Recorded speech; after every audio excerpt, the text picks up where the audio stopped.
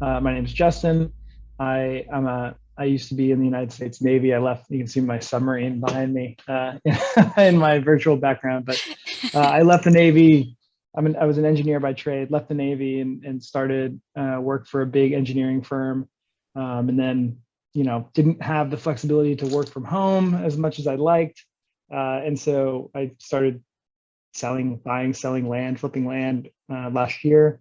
And yeah, in the search to grow my business, I'm just trying to find the best and cheapest marketing outreach, ways to get a hold of leads to make people offers on their property, because that's what drives. I mean, that's the biggest part of the funnel. Like that's what drives things in.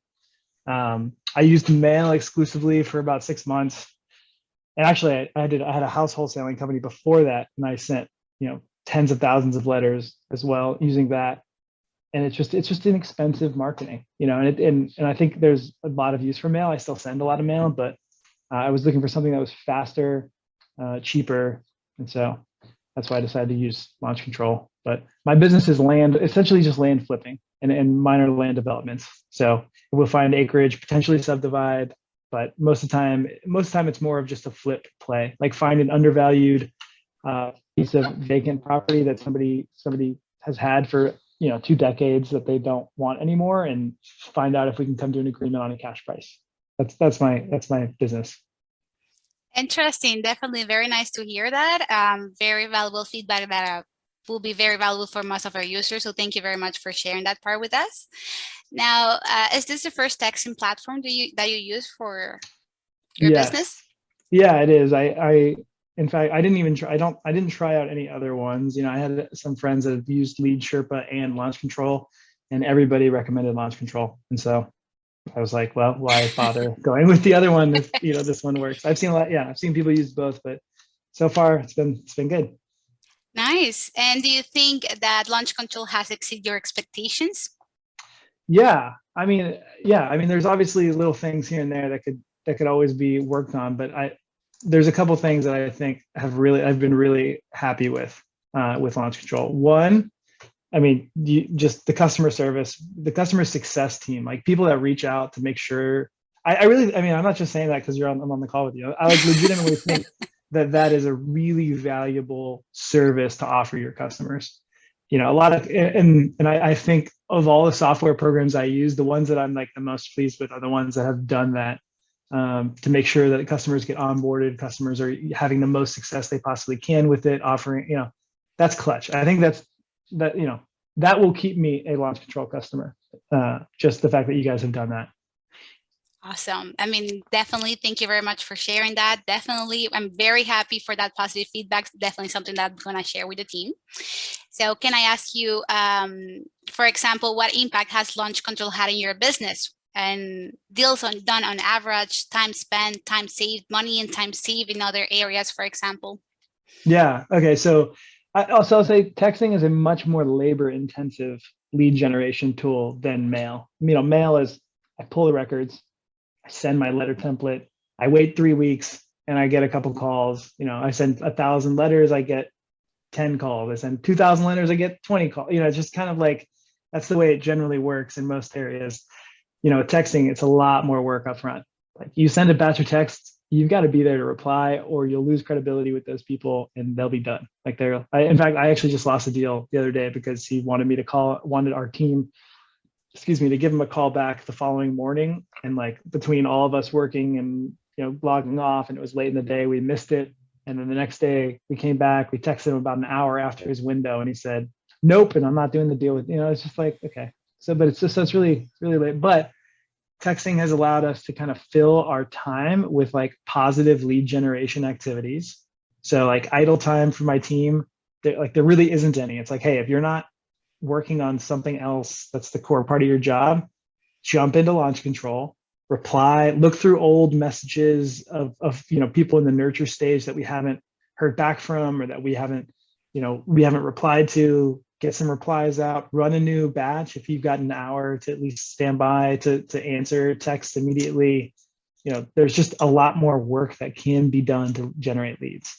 I think we've got, let me look at my CRM real quick. I'll tell you how many deals we got from texting in the last, because I've been doing it for a month and a half, I guess, in Almost two earnest. months now. Yeah.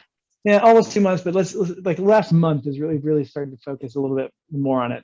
Tons of leads, like an incredible amount of leads, but we've got now, gosh, one, two, three, four, five deals under contract from texting in the last month that we wouldn't have had otherwise. So, each one of the average profit probably on one of those deals is 20 grand. So there's $100,000 to $200,000 of profit coming in because of launch control into the business. So it's awesome. Good. I mean, I'm surprised. I didn't know you were doing that well. So definitely that's very good information. And again, thank you very much for sharing that with us. Now, can you walk us through a recent deal, like break it all down? For example, when an investor is really successful, a lot of other investors wonder, like, but how did you do it? So that's what we would like to get to, like your daily work routine, your follow-up strategies. How many touch points did it take to close the deal, for example? Yeah. Wow. Okay. Let's just do one that we have under contract now. Here's a good example. So this one I actually did not get through launch control. This was a mailer, but it'd be the same procedure. Mm-hmm. So this is a vacant parcel in North Carolina, a 10-acre residential parcel, in a kind of a mountain subdivision. I had the buyer or the seller reach out to me, ask what I could offer on the property. I sent out. So first thing, my mail is a ranged offer. So when I send a piece of mail for vacant land, I try to price the count. I do a lot of price analytics to try to get dialed in on where my price is. But generally, I'm somewhere offering in the 30 to 60% average market value per acre. Like the range will be kind of in that range, or whatever the average for like a county or a city is. Like, let's say the average price for an acreage is 10,000.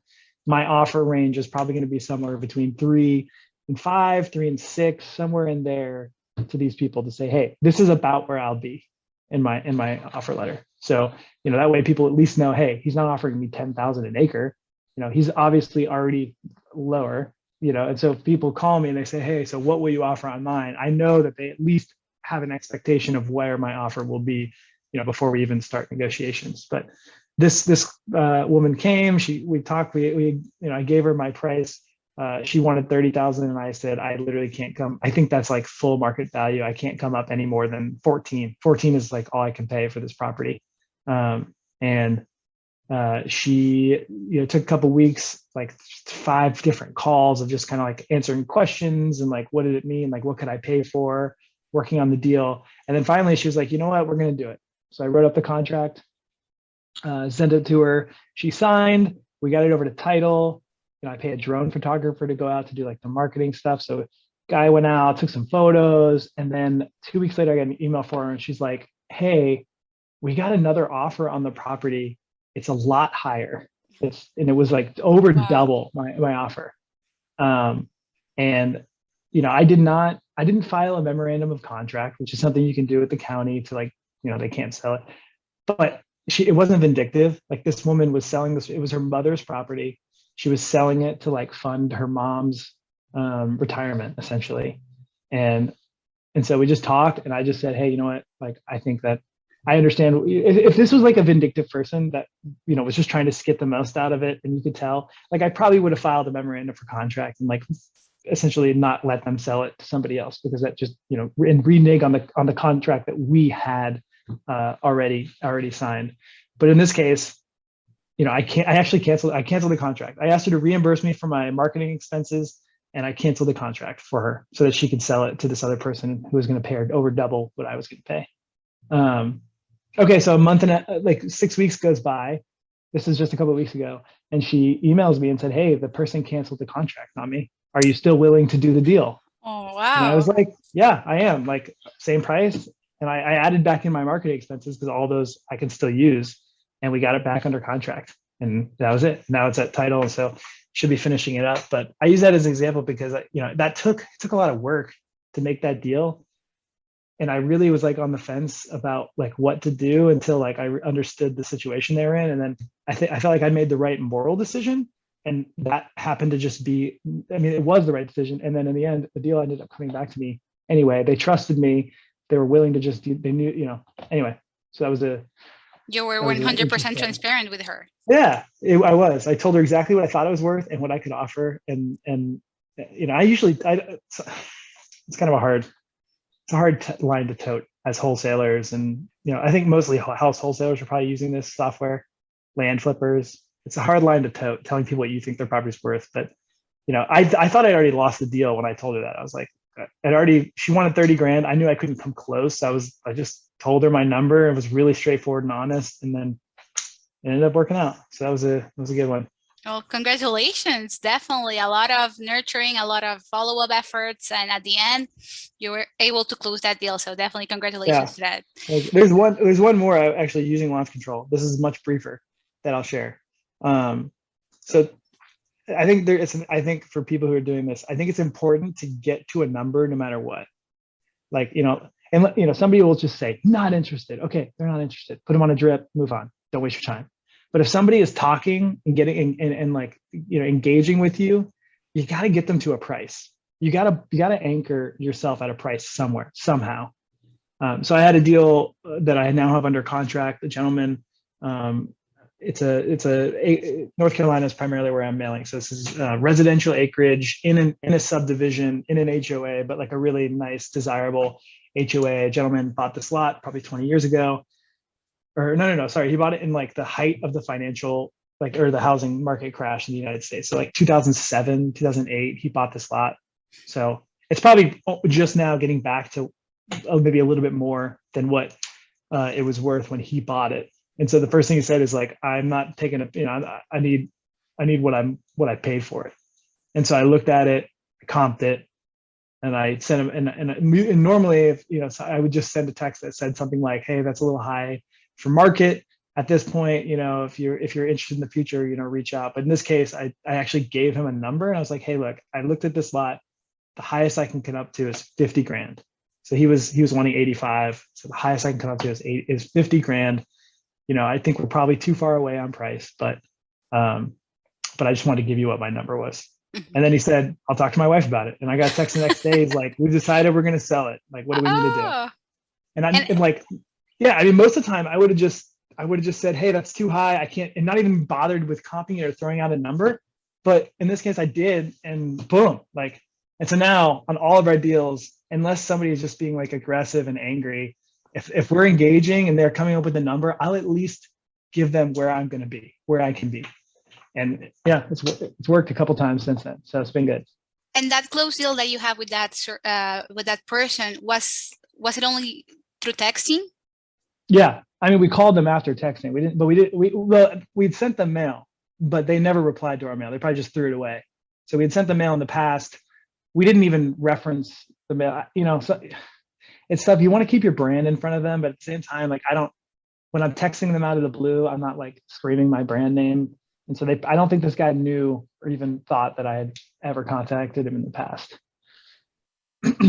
Interesting. I mean, wow, definitely. I'm very happy to hear this. Very positive feedback to share, definitely. I think one of the other, I know I'm just talking a lot because I really like this software. One of the other things I think is really good about texting is that, my mail is a ranged offer. And a lot of times I have to be conservative.